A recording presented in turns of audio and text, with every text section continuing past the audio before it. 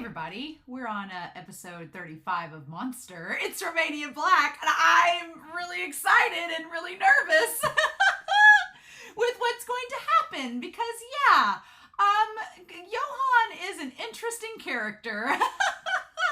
I went ahead and ordered volume 4 of the manga because I feel like we're getting close to where volume 4 would end. So I've ordered it. I'll probably wait till after I'm done with episode 36 before, if it comes in before episode 36, I'll probably watch episode 36 before I look at it just to be safe. So those of you that have read the manga, if you can comment down below what episode that's going to end on, we'll go from there. But yeah, I'm really excited for this episode. The last several episodes have been just a doozy, and we have lots to talk about. So I've got some comments I want to talk about before we dive into this episode. HBanana7 talked about how, brought up a really good point about Carl from several episodes back that I hadn't even thought of. The idea that paying off Constantine to go to the dance with Lottie is something that Carl's dad would have done.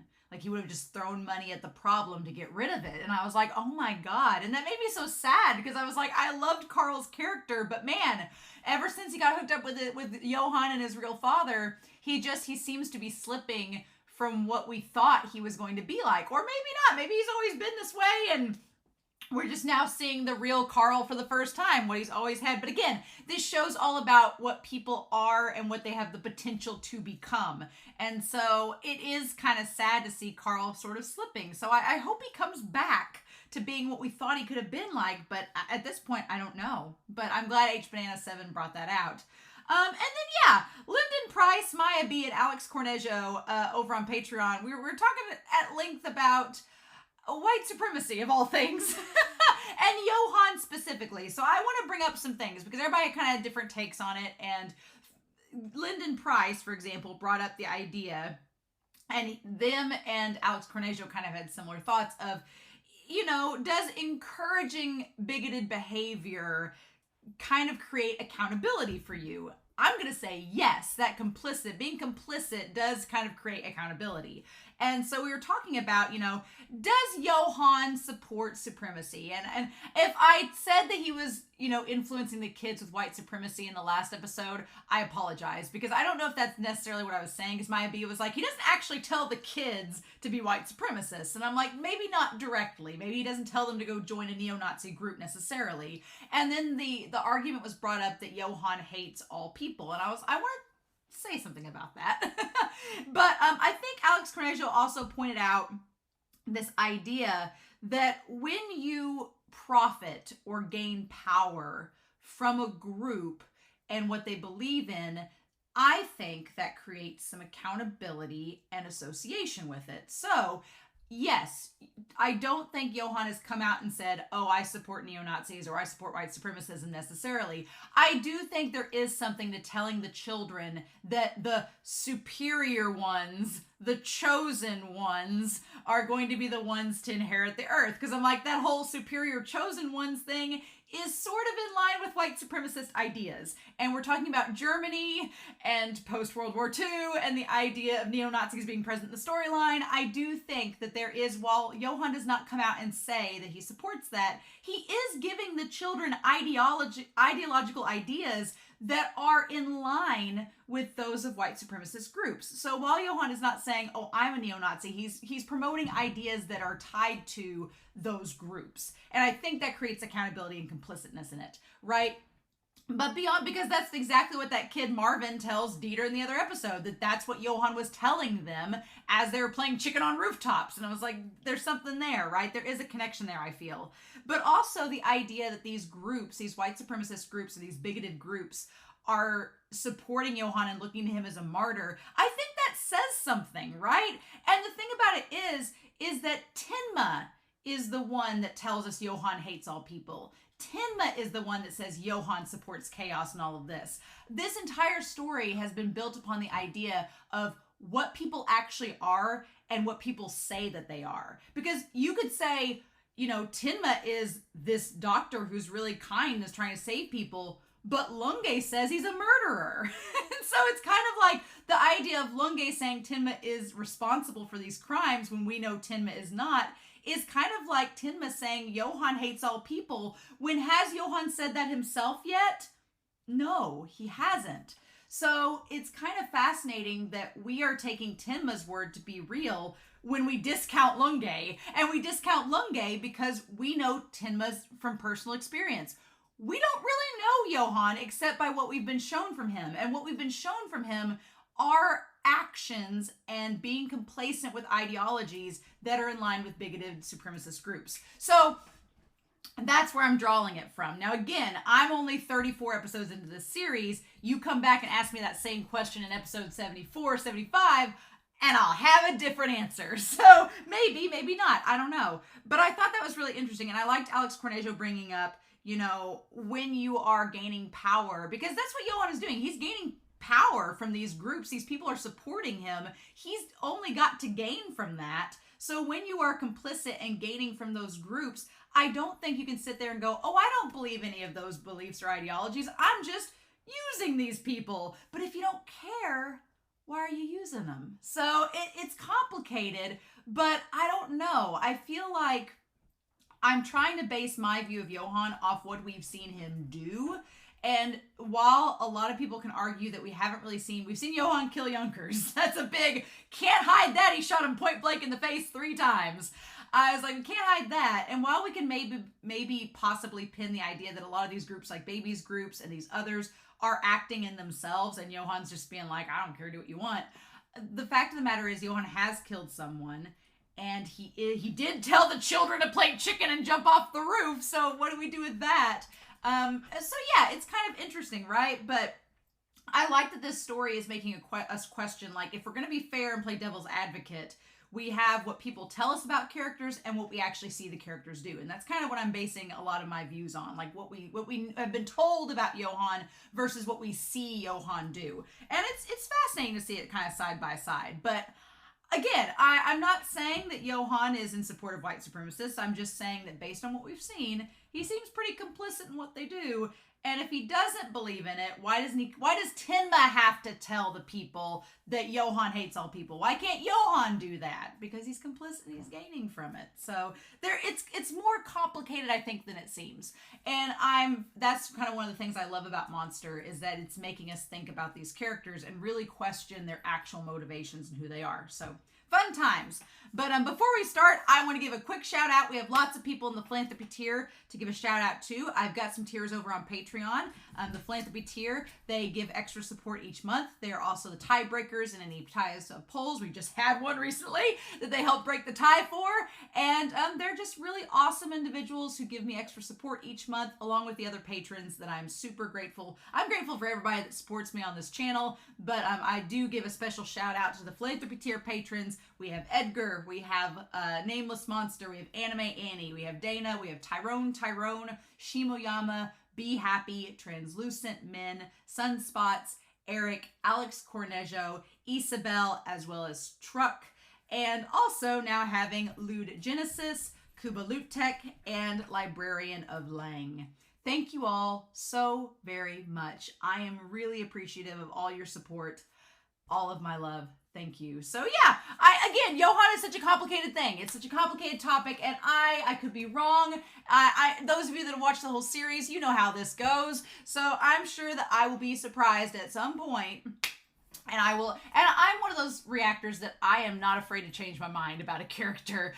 There's some characters I've watched on this channel that I had a very staunch view of them at the start, and as the series progresses, it's like, oh, okay, well, we can view them a little bit differently now. So I'm very eager to see what we get out of Johann in this second half, if he makes it. Because he has to, right? He has to. Because Tenma's on a mission to kill him, but we'll find out. I've talked enough. We're going to start episode 35 of Monster and see what happens. And we're going to do that here in 3, 2, 1, and let's go.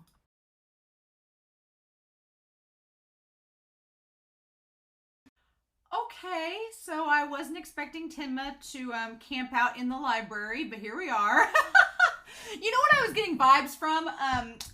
Towards the end of this episode, as Tenma was walking into the library with a giant sniper rifle, and this is a very weird historical reference, but it just needs to be put out there. I was kind of getting book depository, like Oswald and Lee Harvey Oswald themes in my head going, being like, man, and it could have been that JFK documentary I watched like a few weeks ago, being like, how about that? But yeah, I just, Tenma, the thing is that Reichwein is going there. Reichwein is going to crash the party. So maybe Reichwein will be able to do something. We'll convince Tenma. Maybe the fact that Reichwein will be there will be enough to dissuade Tenma. But I don't know. Maybe Reichwein will notice Tenma and stop him. I don't know. I really thought at this point that Nina would come in and do something. But Nina so far and Tenma have not crossed paths. And I just realized that between episodes 36 and 37 is the halfway point of the season, of the series. The halfway point is next episode into the one after it. So... and it's where Tenma is supposedly going to confront Johann. I don't know. Here's my thing. Do I think that Tenma is going to kill Johann? No. I don't think so, because then we'd have... I don't know, though. That's the thing. It could go one of two ways. It could actually go one of three ways, right? It could either be that Tenma does not kill Johann. He hesitates. And Johann doesn't die, and then where do we go to from there? That's a big old question mark. Don't know. Let's map this out, like what we think could possibly happen in the outcomes here, because we have some different scenarios. We have Johann. Okay, scenario 1. Johann dies. Tenma actually kills him. He actually does what he's come there to do, and what Dieter does not want him to do. So we have that option. We have Johann dies. If that happens, if Johann does end up getting killed, then Tenma, would he turn himself in? Would he turn himself in to keep Dieter safe? Because if he goes on the run, then Dieter's going to be in danger, so because he'd be a wanted man for murder. So would he turn himself in? Would Lunge take him in as suspect number 1? And then, or does Tenma go on the run for the rest of the series? Because that's my thing. If he does kill Johann, then Tenma would have to go on the run. And is that kind of what the OP is illustrating, that Tenma goes on the run for the next 35 episodes after that? I don't know. I don't think that would happen, though. But I don't think that Tenma's going to kill Johann. I don't know.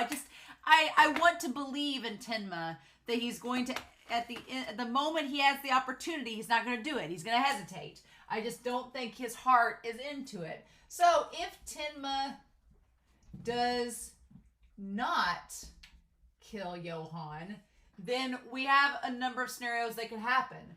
Either Lunge shows up. We're going to talk about Lunge. Oh my God. Lunge shows up and goes after him, and he goes on the run anyway, and Lunge's like, he had a sniper rifle, he was gonna kill Johann, he's after, or here's the thing, there was Schubert, so nobody's gonna believe that Tenma's there to kill Johann, because nobody knows who Johann is, except, like a handful of people, but they could frame it as Tenma was there to kill Schubert. Schubert's a guy that has millions of dollars, and he's a figurehead, so of course they're gonna go after him. So if Tenma does not kill Johann, there's either a number of things that could happen. 1, Lunge shows up, he's suspected, Tenma has to run off. He doesn't want to get Dieter involved, so that explains the OP of Tenma being by himself. Or there's the idea that Tenma does not kill Johann, and Tenma goes on a mission to find him, maybe with Nina. Maybe if Nina shows up to help him find him. I don't know. And then there's also the idea that if Tenma does not kill him, he chases him down. I don't know. It's like every time I try to predict what's going to happen next, I get to this point where a brick wall is right in front of me, and I'm like, I don't know. If Tenma doesn't kill Johann, I don't know where the story is going to go to for another 35 episodes.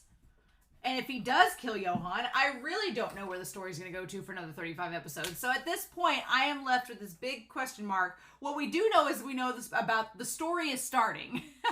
We're getting the damn Czech story that Johann commissioned to get from the Czech Republic. Why he didn't just go get the book from the library. We need to talk about that, right? Unless he came back to the library and Lottie had already rented it out. Ah, okay. But he would be able to see who rented it, right? He could ask the librarian who rented it and they would just look up Lottie's name. He knows Lottie. He knows Carl. He could have just gone and gotten the book from her if he wanted it. Why did he want the one from the Czech Republic? So, okay. So we need to talk about this episode because there's a lot that happened in this episode. There's a lot going on and we need to go through it. So, yeah. So we have this hotel at Munich, right? And we have this Japanese group meeting. Let's put Lunge over here. Lunge is the creepiest, weirdest mofo, but I'm so fascinated by him. I know a lot of people when I started this series was like, I love Lunge. And it's taken me a while to warm up to him. I'll be honest. The first time Lunge kind of went crazy, I was like, he's obsessed with Tenma. I don't know how to feel about him. And he's so frustrating because he's so smart, but he's so obsessed and doesn't want to be wrong. The moment that Rudy read him, I was like, Rudy read him to filth. And I was like, yes, Rudy, you touched base on everything about Lunge. You did. And from that moment on, though, Lunge is so fascinating to watch and so interesting. But I'm like, what the fudge are you doing? So, okay. So he meets with the Japanese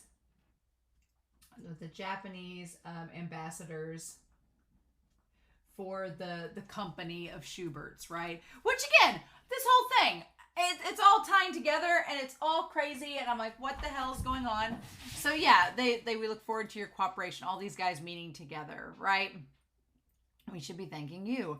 And they're like, oh, yeah, and so it's all fake, right? Like, I was a little curious at the beginning of this because they draw the Japanese man a little bit exaggerated. Tenma is not exaggerated, and the girl from the last episode was not exaggerated. These guys, their facial expressions are kind of exaggerated. And for a moment, I thought maybe they were Chinese because it seems like in a lot of anime, when the animators draw Chinese characters, they make them more exaggerated to be different. So, or maybe that's just, it's from Lunge's perspective, how he's seeing them.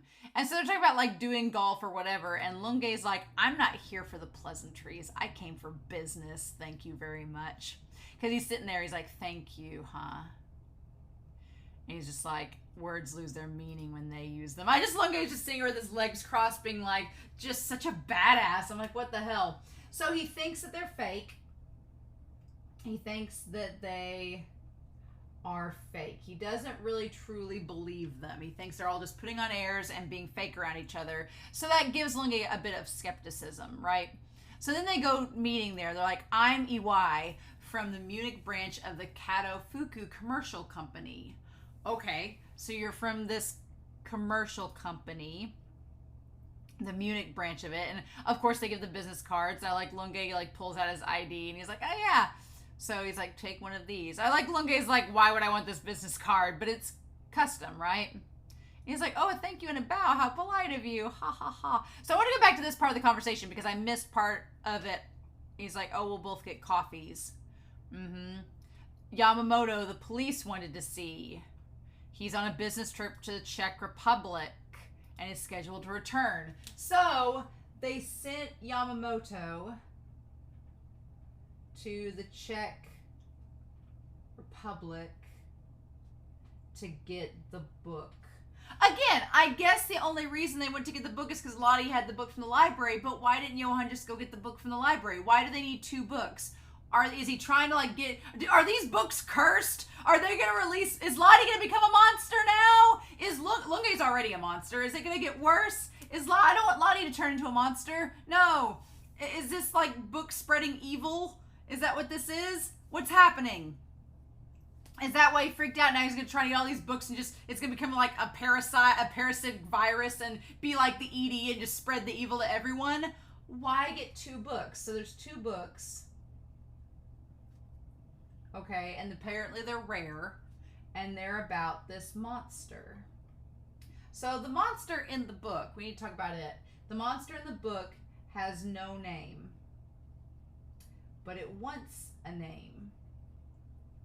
And so the episode ended saying it goes on this journey. So I'm guessing that as the book is translated, we're going to get more with this book, right? And the parts that Lottie deciphers are different. The part that Lunge deciphers is the part that we've seen. The monster is getting bigger inside of me. We need to go back to that whole thing. But he's coming back from that. And then he said here, he said, do you know Mr. Schubert of the Great Financial Combine? Ever since he came out of retirement and resumed his economic activities, all the industries in Germany he worked with and other affiliated are paying attention to him. Right, because it's kind of weird that he's doing this all of a sudden. And he says all the Japanese firms are getting involved with Mr. Schubert as well. So I find that interesting that Schubert has ties with Japanese, among other firms. I guess that's not surprising given what's going on. It's just a little bit coincidental that these firms have connections with Tenma. That just seems so coincidental. Like, of all things, they have ties to Tenma. But it is a small world after all, so that's just so fascinating to me, right? And I'm like, did Johann research to know that Schubert was the one? Here's the thing. I was debating the entire episode, and I guess I should write down Johann over here. We're going to write Johann right here because we don't really see a lot of Johann in this episode. But the idea with Johann, although we hear a lot about Johann, again, the idea of him working with Schubert. Because up until this episode, I don't think Johann had planned to get the book. I don't know if that was the case. Maybe it was, maybe it wasn't. Maybe he's flying off the seat of his pants. Maybe he can predict the future. We don't know. But I don't think he had intended to get the book at this point because he just happened to be able to use Schubert's resources to go get the book from the Czech Republic. But I don't think that was his original intention. But I don't know, right? But then the question is why have connections to Schubert? Because before the intro, I thought that maybe Johann found out that Schubert had connections to the Czech Republic and thus wanted to get connected to him to somehow seek revenge over there to Prague. I don't know, because whatever has happened to Johann that has traumatized him in the past is connected to the Czech Republic, it's connected to Prague, it's connected to this storybook. And I don't know what it is. I don't know if he read this book as a kid before something really traumatic happened. I don't know if he's literally a monster born from evil that's taken on human form. I don't know if it's something supernatural. If this series decided in the 4th hour to just have a supernatural twist, now's the time to do it. But I don't know. Because the story's been so realistic up until this point. It's weird to think it could take a supernatural turn. But I don't know, it might. What this episode made me think of, watching it, was of Twin Peaks.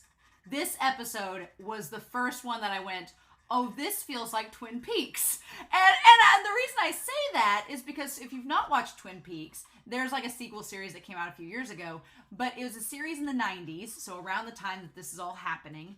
It was a series that came out in the 90s, and the idea of it was to parody sort of the soap operas of the time and parody like the rom-com soap opera format, where it was just like, you know, it had like all the families and the gossip and everything, and there's a murder mystery involved. But the more you get into the series, the more it becomes very apparent that it is not only parodying the idea of a soap opera and all the tropes with it, but that there is some supernatural shit going on. And by the end of the series, it becomes this ultimately surreal, horrific, terrifying, psychological nightmare. And I love it. So I was just like, oh shit, I didn't see this coming. So this episode gave me those vibes. This was the first episode that I went like, oh, there could be some Twin Peaks supernatural surrealist stuff happening in the background that we don't know yet, that's gonna come out and like pop out at us just like the monster. I don't know. I don't want to know. I want to be surprised if that ends up happening, but I just thought about that in this episode and was like, oh, that'd be so freaking cool if that was the case. Maybe we'll find that out. But yeah. But I don't know at this point if Johann was targeting Schubert, because if he was targeting Schubert because he wants revenge on something in the Czech Republic and knows Schubert has connections and he's just using him for those means. We don't know exactly why he's using Schubert, because the one guy that Gillian is interviewing says that Johann has no need for money. that's an interesting claim, because from what we've seen so far, Johann ain't been out on the streets. He's not been penniless. He has been going from foster family to foster family, and if you'll notice, they are all extravagant, expensive foster families that have quite a lot of money and political pull. I mean, this one family, the one exception is the family he's currently with, which is fascinating. But like the Lieberts, the other families, they all were like upper middle class, at least, like foster families, right? They had money. And so if Johann didn't care about money, then why do that? Why be with them, right? What's the deal? But again, because we aren't following this from Johann's perspective and we don't know what he's thinking, it gets difficult because he's been with these bougie families like the politician, but then the latest one he's with, he gave the house and garden to. There was very much this like Garden of Eden vibes to it, like especially with the apples growing on the tree and the flowers. It looks like a little paradise, and Johann just kind of leaves them there. I think that he didn't kill them yet because he knew Rudy and Reichwein or somebody would likely go to interview them, and he doesn't want to seem suspicious. Because there's too many trails right now. There's too many threads. If Johann were to kill them off now, knowing how many people are in proximity to him, it would look too suspicious, right? So he doesn't want to do that yet. He doesn't want to draw too much attention to himself. That would draw attention to himself. No, he's got to frame Tenma at this point. We think, anyway. But yeah, so that's fascinating. I like the Garden of Eden reference with the garden with the apples. That part's really interesting. The family's like talking about the apples growing bigger next year, and the monsters getting bigger and bigger. The garden's getting bigger and bigger. But yes, we need to get back to this. I'm getting ahead of myself. But yeah, and so I like that he laughs. Like, I like that the one Japanese guy laughs, and Lunge goes, "Why is he laughing? There's nothing funny here." I was like, oh my God! Because yeah, Lunge does not pick up social cues. I think that is something we need to know. He is very blunt and has a simple view of social cues. Lunge is kind of backwards, and I don't know, not backwards is probably not the right word, but he codes himself. He almost seems like he's maybe... And I don't want to say this because I'm not a member of this community, but those of you that are could probably speak to this. He seems like he's almost on a spectrum of a like social behavioral spectrum where he doesn't quite get the social cues around him sometime. Like, we know that this Japanese guy from this firm, he's laughing and smiling and just chumming it up with his friends because that manipulation is like a social tactic. It's like you're just basically kissing somebody's ass to get them to do what you want. And if you've been in an industry like that long enough, you see that behavior and you can decode it and understand what it means. Lunge is insanely smart, but he can't decode it. And so I wondered after this episode, I'm like, is he maybe on a spectrum where he just can't do it? He doesn't understand the coding. Like the social cue just goes over his head and he doesn't understand it. I don't know, but it could very well be that. But he wanted to come talk to these guys, not because of Johann. It's just a blatant coincidence that they are connected to Johann. It's fate, y'all. But he found out that these guys know Tenma. And they talk about how they don't think that he has the personality from going out and drinking with them 2 or 3 years ago to kill someone.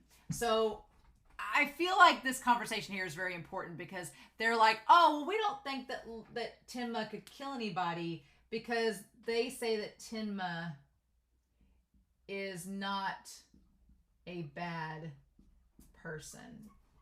He just doesn't seem like he has the disposition to kill someone, is what they're saying. And I like how Lunge says, so if you say he's not a bad person, does that make him a good person? I'm like, you and Annie Leonhardt need to get together and just have a chat about good people versus bad people. Because, yeah, there is a distinct question there of, he's like, okay, well, if he's not a bad person, does that automatically make him good? And the firm guy says, well, no, it's not necessarily that he's not a bad person or anything. It's just that he doesn't seem like he has the capability of killing based on who he is.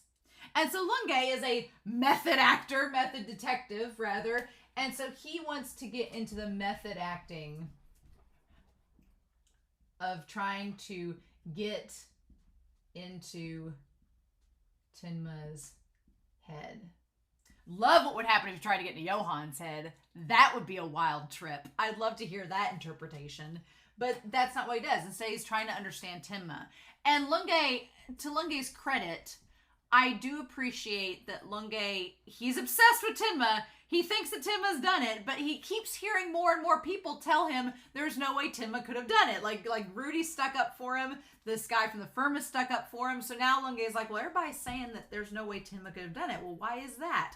So I will give credit where credit's due. I appreciate that Lunge is trying to get into the mindset of Tenma, trying to understand him to see why would he have done such a thing, or what could have motivated him or led him to this point where he's going to try to get to Johann. I appreciate Lunge for at least taking those steps, as crazy as it is. And so they talk about how Tenma did not stand out. He did not stand out, which is so weird for them to say, because I feel like Tenma very much stood out. Let me grab my marker down here and Huckleberry's toy. I feel like Tenma stood out a lot. And I guess he did when he was a doctor, right? When he was, performing a surgery in the hospital. Like, it seemed like the limelight was on him. And in the first couple episodes, it seemed like Tenma was so popular. Like, everybody knew him. He did stand out. So it's weird to hear them say that he didn't like to stand out. And maybe that was it. Maybe it wasn't the fact that he did stand out. Maybe they say he didn't like to stand out. He didn't like the limelight on him. That I can believe. I could believe that. He didn't want people to notice him, right? And Lunge's like, so a person who doesn't like to stand out is a good person. The condescension, it's not even really condescending. It's just Lunge trying to understand what he's saying. It's so fascinating. Then he's like, all I'm saying is he wasn't an unpleasant person. He didn't stand out or like to stand out, but he wasn't a bad person. He was decent. And Lunge's like, I just don't understand. And Lunge is trying to he says Japanese people use chopsticks. He's just sitting there being like, I am Japanese over and over again in the mirror, telling it to himself. It's fascinating because that's Lunge's method. If he says it long enough, if he memorizes it, like what Rudy was saying a few episodes ago, if he just keeps telling himself over and over again and writing it down, then it must be true, right? And in this case, he's like, I'm going to get into the mindset of Tenma to understand what's going on. But then this part is so sad. She's like, I had a baby boy. His daughter calls, says, I had a baby boy. You want to come see him? And then at first, I thought that Lunge was going to say no. I thought Lunge was going to turn her down, but he says he'll see her. But then, because he's method acting, he thinks that Tenma doesn't have a good relationship with his family. He thinks that he does not have relationship with family. And that's why he abandons the daughter. Which, you know what? That pissed me off a lot in this episode. You know why? Because Richard didn't get that chance. Yeah, right? Richard's daughter called. He finally worked up the courage to call his daughter and talk to her. His daughter called him. They scheduled a meeting. He was going to see her and he was so happy and excited, and then he died. And now you know what the ultimate irony is? Lunge abandons his daughter and his beautiful grandbaby and likely will live to see another day and just abandon his family. And I'm like, you mother trucker, that's not fair. No, it sucks so much, right? But here's the crazy thing, is they talk about Tenma not having a good relationship with his family, which is really interesting because we don't really know that. We know that his dad, we find out he has an older brother, and his dad and his older brother are doctors. Tenma never really mentions the brother, so that's interesting. But, he talks about that he didn't want to burden his family, right? I'm trying to think back to the beginning of the series. I feel like he said he didn't want to burden his family, and he was thinking about going back home to be with them, but then everything in the series happened, and then he didn't go. But the one curious thing about what they talked about that I was like, oh, that is weird, is that his family during all of this never have communicated with him or came over. That is pretty weird. I don't know if it's just his family dynamic, but you would think they'd at least call or check in or, come to see him, but they never have. So that is one thing that's interesting. We don't know Tenma's family dynamic. So maybe they are estranged. Maybe they are, distant, not seeing each other. Maybe that's one reason why he's comfortable leaving Dieter by himself or with Reichwein all this time, is because he doesn't really know how a family functions. So we don't know. I mean, I always assumed him and his family had a pretty decent relationship, but after this episode, I'm like, it is kind of weird they've not spoken. But, how many of us don't see family from time to time and don't speak to him? But this has been years. It does leave like a little shade of doubt there, but I don't know what to make of it. So we'll have to see where it goes, right? But I'm so mad that Lunge didn't see his daughter. I hate it. I absolutely hate it. And he says, I'm Tenma. Mm-hmm. And so, yeah, he tries to say, from the perspective of someone who had the same job, what kind of person was Tenma? And he's like, he wasn't too antisocial.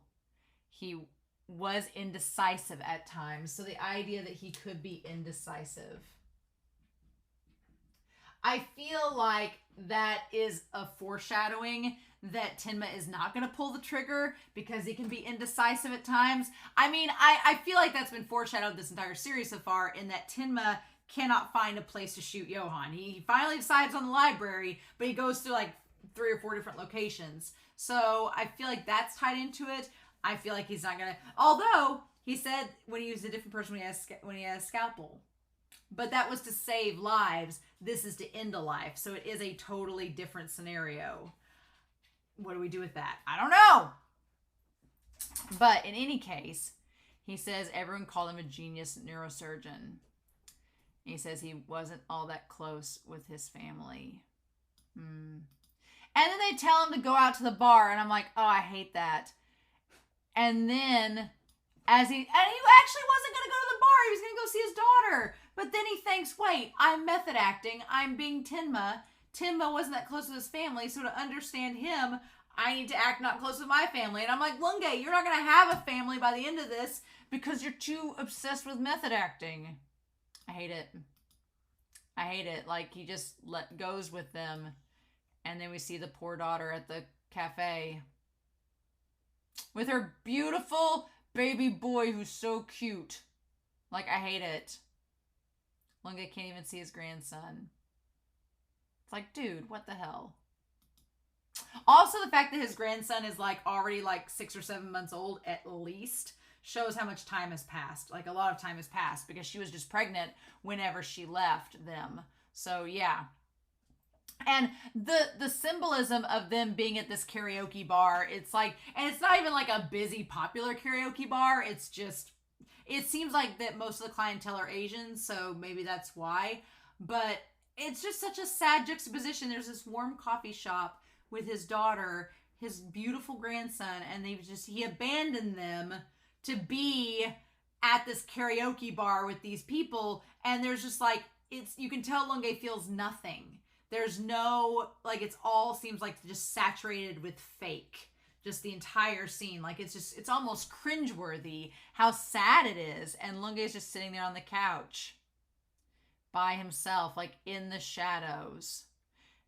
And I love that as he's thinking, the light comes up on Lunge's face and it's this red light. It's just like, it's so good. But what he determines in this moment, hanging next to them, is saying, I am Tenma.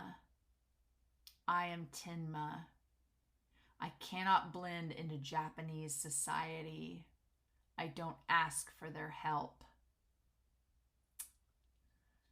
And he says, I have no place. I don't have a place to go home to. I am alone. And that is one of the crazy revelations about this, is the idea that Lunge, or not, that what Lunge realizes about Tenma in this is that Tenma, if I can write his name on whiteboard, Kuhn, what he realizes here is that Tenma does not fit into the society he was born in. Seemingly. That's just the impression that we get. He doesn't blend into the society he was born into, right? He does interact with the girl in the last episode and the clients there that are Asian, but he doesn't seem to blend in with them. He doesn't have a home and is alone. You know who else that sounds like? That sounds like Johann. Johann doesn't blend into the society that he was born into or that he experiences as a child. He has no home and he is alone. That's exactly what it sounds like. They sound like the same person. And you have someone who's investigating Tenma who up until a few episodes ago was convinced that they were the same person. So it's like, no! It's like everything you're using to describe Tenma is also describing Johann. So we're going to get back to damn square one, aren't we? Aren't we? Damn it. Damn it. No, Lunge. Don't do it, Lunge. And that's when we talk about the damn book. His right-hand man, the blonde-haired man, asked us to get this damn book from the Czech Republic. And of course the cover came off of it. Of course it doesn't have a cover. And then he's like, he's basically looking at the words and ingraining them with his photographic memory. And then he gets the dictionary to look up what the words mean, right? And so the words, he says, this is certainly rare. An inspector reading a picture book. And he says, look at me, look at me. The monster within me has gotten this big. And that's what Johann's been writing on water towers, everything. That is what stood out. Look at me. The monster in me has gotten this big. And again, that can apply to both Tenma and Lunge, because Tenma, in going to attempt to sniper down Johann, is basically saying, look at me. And the monster inside of Tenma has grown bigger and bigger and bigger. And with Johann, it's the same thing. We've known that all along. That's been like right in front of us from the start, right? So the question is, who's going to reach Tenma? Is it going to be Lunge, who wants him to confess and understand him as a killer? Is it going to be Nina, who is trying to find Johann? Is it going to be Reichwein, who wants to confront Schubert? I was like, hell yeah, let's get a backyard parking lot brawl between Reichwein and Schubert. Let's do this. Old blind man in a wheelchair, Reichwein's gonna come and do his like gym class punch out on you. Yeah, so basically it's like, I feel as if either Lunge, Nina, or Reichwein are gonna be the ones to stop him, but I don't know. At this point, I don't know what we're going to do. I did not see the contents of this episode coming.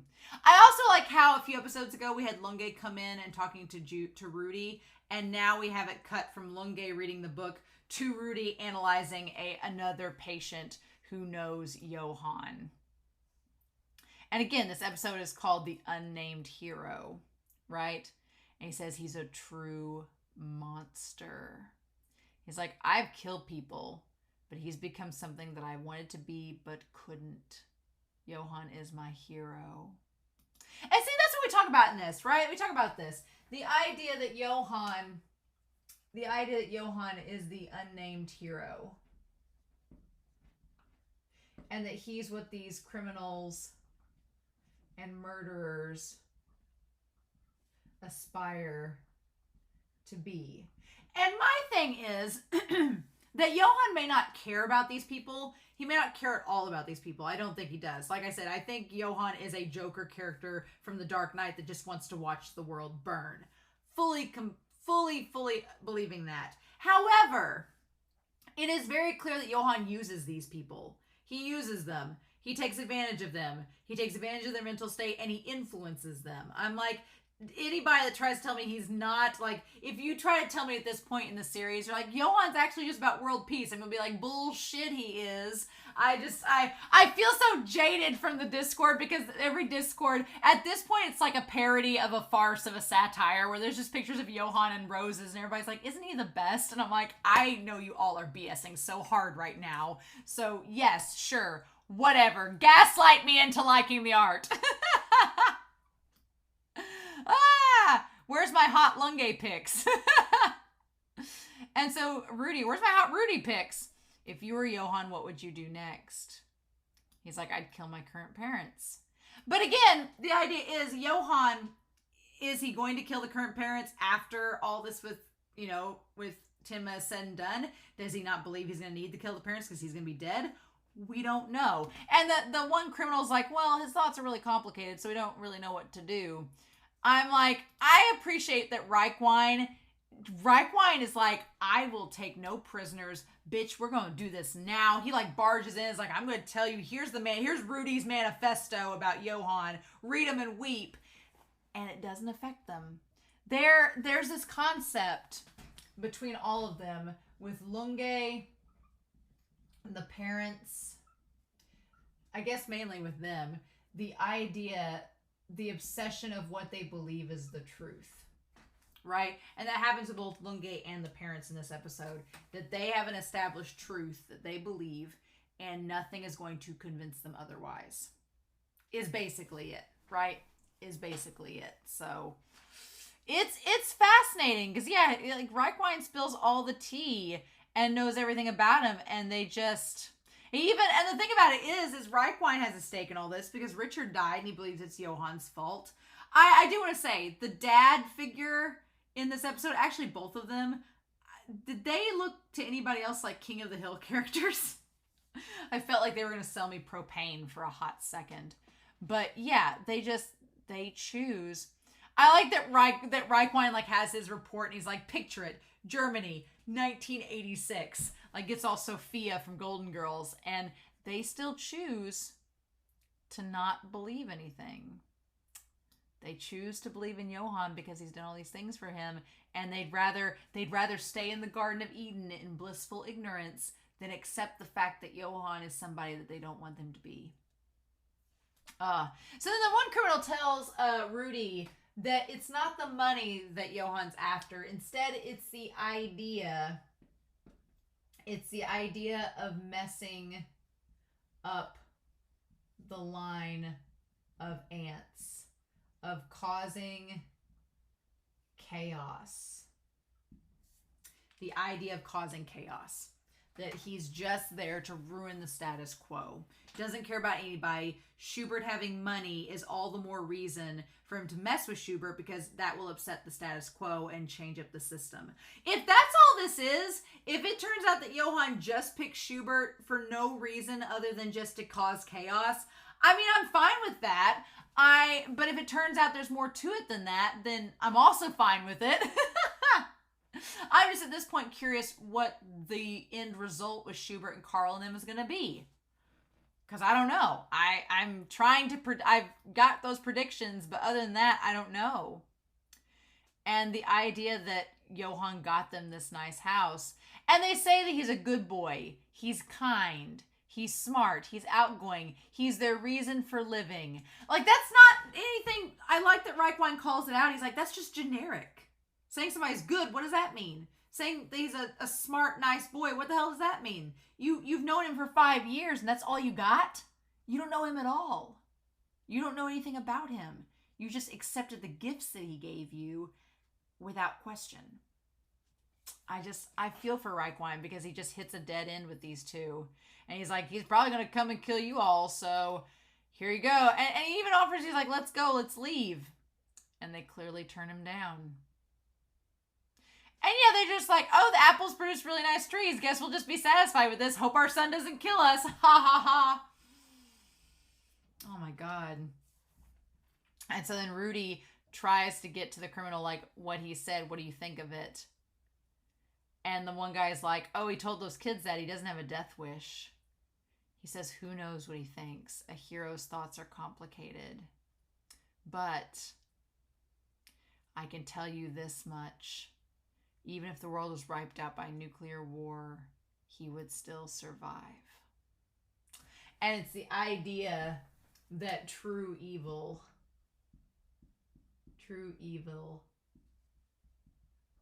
doesn't die. So is Johann possessed? Is he a representation of the devil? Is he the devil incarnate? What does that make Nina? An angel? I don't know. Is she Lilith? We don't know. So crazy. And so I love the pairing of Reichwein and Rudy. Reichwein and Rudy are a great pair. They're both so gung-ho and they're both so smart. They're like, let's just freaking do it. And I love that Rudy's so involved in this case. But Reichwein, man, Reichwein's like, you know what? Screw it. He's like, we can't even stop Tenma from killing Johann. He's like, everything's been useless. He's like, we're getting nowhere. I feel for Reichwein's frustration because everything's been a dead end. And he's like, this is getting us nowhere. And I like Rudy's like, calm down, Reichwein. I'm like, I don't ship Rudy and Reichwein, but they're like platonic bros. And I'm here for it. And they're like, let's just think things through. And Reichwein's like, screw thinking things through. Sorry. And then Dieter, outside playing with a soccer ball. Dieter's doing amazingly well. If I were Dieter and I just witnessed a kid my age, like, talking about, like, chosen ones and supremacy and jumping off a building, I'd be a little bit traumatized. But at this point, Dieter's been through enough. Like, the fact that a kid in episode 33, the fact that was nothing to Dieter, I'm like, all right, you've been through hell, kid. And then Reichwein's like, mess up the antline, huh? He's like, I'm gonna stand. He's like, I'm not gonna. He's like, even ants have souls. I'm like, fudge, yeah, Reichwein, that's right. So Reichwein's just like, I love this idea that the ants, or in this case, humans, have souls. So messing with them is out of line, out of character, out of line. Reichwein ain't gonna stand for it. So he's going to go to the heart of the matter. He's like, if I can't get an audience with Johann, I'm going to go to the guy he's working for. I'm going to go to Schubert. He's like, now that it's come to this, I have no choice but to engage in life-risking close combat. I'm like, Reichwein goes straight for the jugular. He's like, we're just going to cut straight through it. And Rudy's like, whoa, wait. And he's like, no, we're going to go into the heart, into the lion's jaw. I'll meet him face to face and tell him everything. That big mogul Schubert. Reichwein, be careful, be safe. I want Reichwein and Rudy to live. I don't want them to be hurt. So then we go to the library. And they're adding 50 more chairs. There's going to be more people that keep coming to this event, right? And then he's going to try to snipe Johann from the top of the balcony where they're going to speak on the stage. So then Lottie shows up, right? Asking for the dictionary. And the check, like fate among fate, right? Fate among fate. What are the odds that where he lays the sniper rifle is above a Czech dictionary that Lottie is using to translate the book that she checked out while Lunge has the other book? What are the odds? What are also the odds that you have Lunge, a guy with the book, Lottie, a girl with the book? If we're thinking there's two books, there's Nina, there's Johann. Is there a correlation there? I don't know. But it's fascinating that it just all worked out that they would meet. And it's one of those damn stupid tropes where she knows Nina, she knows Johann. She could have told, if she only knew Tenma was trying to find out the information, she could have told him. Tenma doesn't even realize that Johann's the one that passed out. And she gave him that info, but he doesn't know. It's so frustrating. It's so frustrating. I just want to kick and scream. And then she says, I brought a checkbook, but I don't understand it. And Tim is not even paying attention because he doesn't understand the importance of this. She's like, my friend fainted after reading this book. So I thought it might have some content. So like, oh, is your friend better now? Oh, yeah. And he's just like, oh, what a sweet girl. And I'm like, Tenma! And then she starts translating the book, saying there once was a monster. The monster wanted a name so badly he couldn't stand it. And so then the monster went on a journey. And that's when He's up on top of the shelf. Yeah. And they close the library up for tomorrow's ceremony. Oh my God. So the whole thing with the book, the whole thing with the monster having no name and wanting a name and going on a journey. The idea of Tenma, whatever happens after this next episode, whatever happens after this incident at the ceremony at the library, Tenma's going to be going on a journey, whether it's running away from being wanted for murder or running away from being, suspected of attempted murder, or running away chasing after Johann. Whatever the outcome is, he's going on a journey. And we've talked about the idea of names and the importance of names, and that the monster had no name and wanted a name so badly and went on this journey to find one. And the two things that I'm thinking of, one, I'm thinking of Johann, because we don't even know Johann's real name. Does he even know his real name? If he's the monster, he's seeking out a name for himself, and is he trying to create this legacy so that he can't lose that name? We don't know. And then you also have Wolf, who had a name, but then because of all the circumstances surrounding Johann, he's literally gotten to the point where all he has left is his name. Everything else around him is gone. So is that kind of the thing? You get a name, but then you lose everything else around you, and that's the price you pay. I don't know. Is the monster in the ED going from person to person, infecting them, trying to gain a name for itself, and then it just can't get it? We don't know. The concept of a name is very important in this story because Johann has established that it's not his real name, and we know now that the monster in the storybook wanted a name so badly that it went on a journey to find it, and we assume that if the events of the storybook are correlating with this story itself, then the monster in the beginning going out of the woods is the one wanting a name, and then he went on a journey, and now we're going to have what happened in the book is going to be what happens from the ED. And next episode's the halfway point, right? Right? If not next episode, then the one right in 37's the halfway point. Oh my God, y'all. This episode was wild. The stuff with Lunge, the stuff with Tenma. I am dreading next episode. I don't want Tenma to become a murderer, but I don't know what they're going to do. And it's so frustrating. So yeah, no problems, no pressure. Everything's fine. So in the meantime, I'm curious to know your thoughts down below. Holy cow, this episode was great, but I'm really, really ready for next episode, and I don't know what's going to happen. So I hope y'all, in the meantime, have a wonderful week. Please stay safe, take care, and yeah, I'll be back next week with episode 36, if you can believe it, of Monster. Bye!